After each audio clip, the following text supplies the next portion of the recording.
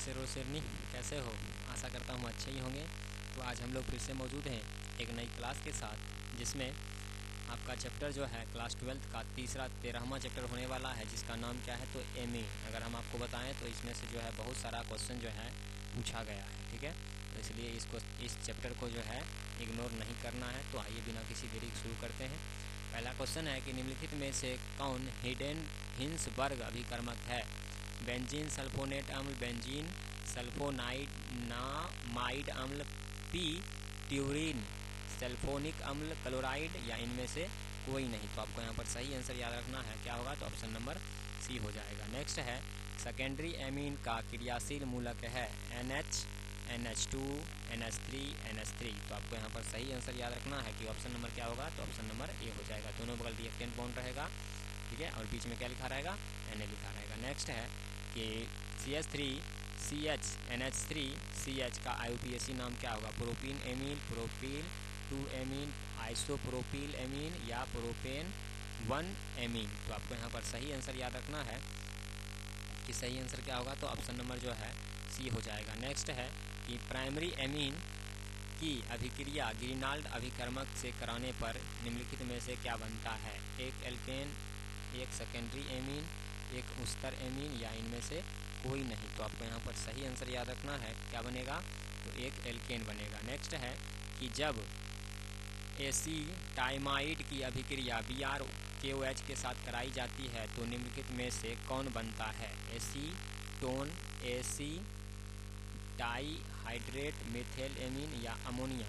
तो आपको यहाँ पर सही आंसर याद रखना है कि ऑप्शन नंबर क्या होगा तो भाई साहब ऑप्शन नंबर बी हो जाएगा। नेक्स्ट है कि एक कार्बनिक यौगिक बेंजीन सल्फोनाइक अम्ल के से प्रतिक्रिया करता है तथा प्राप्त प्रतिकूल जलीय NaOH में घुलता है तो वह क्या कहलाता है? आपको ऑप्शन 4 दिख रहा होगा। पहला ये कहलाता है, या डबल रिएक्टेंट बॉन्ड लगा रहेगा, या ट्रिपल रिएक्टेंट बॉन्ड लगा रहेगा, या इनमें सभी होगा।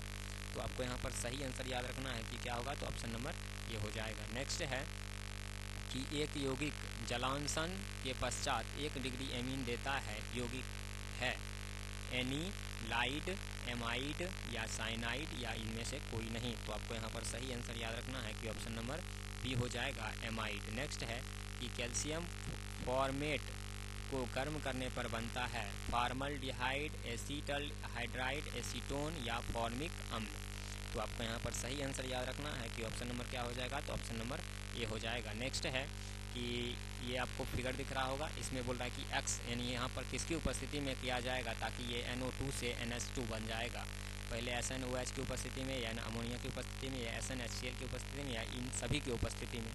तो आपको यहाँ पर सही आंसर याद रखना है कि Sn और HCl की उपस्थिति में जब अभिक्रिया कराई जाएगी तब यह जो है क्या करेगा तो यहाँ पर NH2 बनाएगा।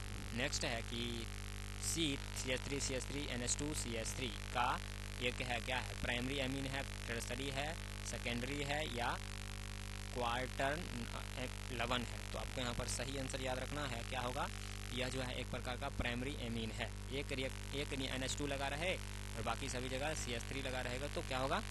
Primary amine. नेक्स्ट है कि कार्बिल एमीन अभिक्रिया देता है CH3 का CH3 का होल थ्राइस N का, या CH3 का होल ट्वाइस NH2 NH का, या ये सभी का।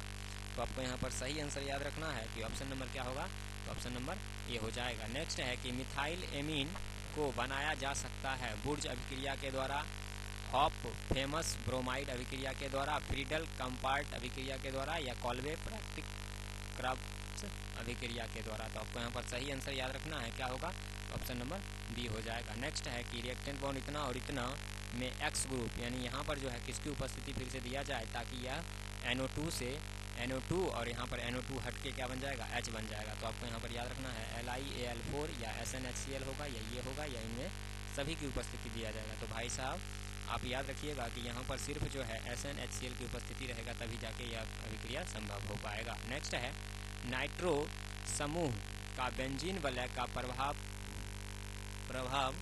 होता है किसके रूप में?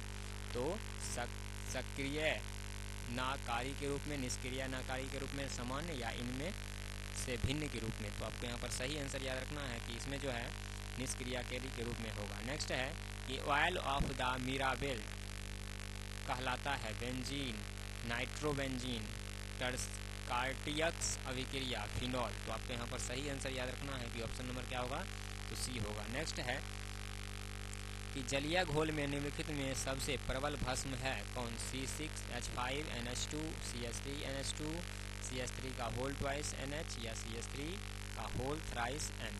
तो आपको यहाँ पर सही आंसर याद रखना है कि ऑप्शन नंबर क्या होगा, तो ऑप्शन नंबर ये हो जाएगा। नेक्स्ट है कि C3H9N अणुसूत्र के द्वारा निम्नलिखित में से किसे व्यक्त किया जाता है, प्राइमरी एमीन को, टर्सरी एमीन को, सेकेंडरी या इनमें सभी को। तो आपको यहाँ पर सही आंसर याद रखना है कि ऑप्शन नंबर क्या होगा, डी हो जाएगा। नेक्स्ट है कि निम्नलिखित में से किसे अवकृत करने से सेकेंडरी एमीन प्राप्त होता है, नाइट्राइल का, नाइट्रिक यौगिक का, कार्बोनिल एमीन का या एमाइड का।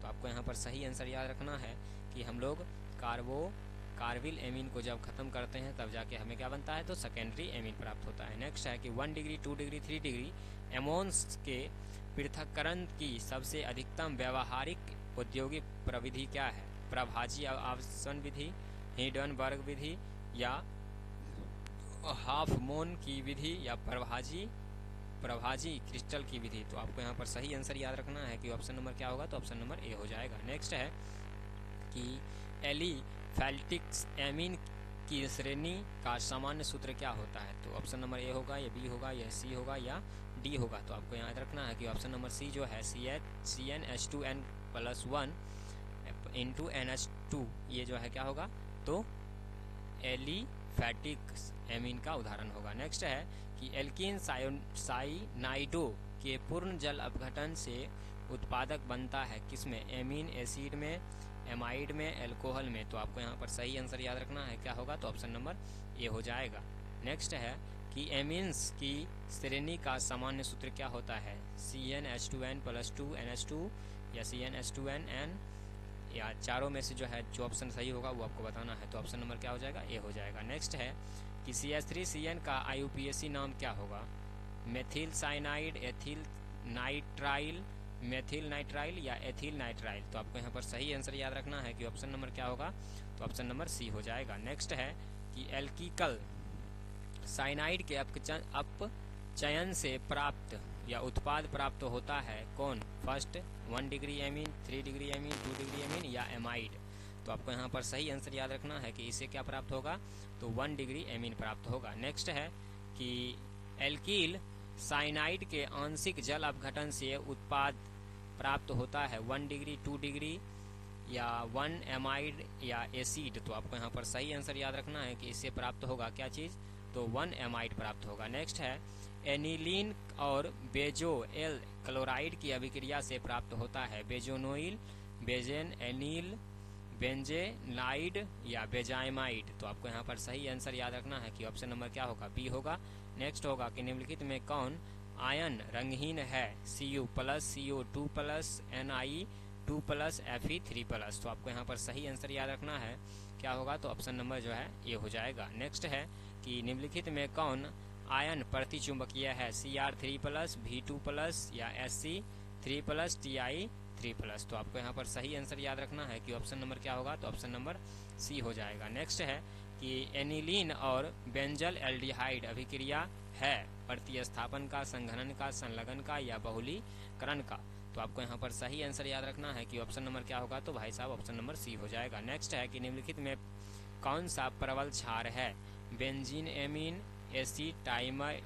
एसिटाइएमाइड या कोई नहीं। तो आपको यहाँ पर सही आंसर याद रखना है कि ऑप्शन नंबर क्या होगा, तो ऑप्शन नंबर ये हो जाएगा, बेंजीन एमीन हो जाएगा। नेक्स्ट है कि भास्म्यता का घटिया हुआ क्रम या घटता हुआ क्रम क्या होगा। तो ये 4 ऑप्शन आपको दिख रहा होगा, इन चारों ऑप्शन में से बताना है कि घटता हुआ निम्नलिखित में क्रम कौन सा होगा। तो आपको याद रखना है कि ऑप्शन नंबर जो है बी होगा, ये घटता हुआ क्रम होगा। नेक्स्ट है कि एनील एवं एसिटाइलिहाइड्रोड प्रतिक्रिया कर बनाता है, क्या चीज़ बनाता है, तो पहला ऑप्शन नंबर कार्बाइल एमीन बनाता है, नाइट्रोबेंजीन बनाता है, इमीन बनाता है या सिप्सेन बेस बनाता है। तो आपको यहाँ पर सही आंसर याद रखना है कि यह जो है मुख्य रूप से सिक फक्स बेस बनाता है। नेक्स्ट है कि बेंजीनल का सामान्य सूत्र क्या होगा, बेंजीनल का सामान्य सूत्र क्या होगा। तो आपको यहाँ पर आंसर याद रखना है कि क्या होगा, तो CH,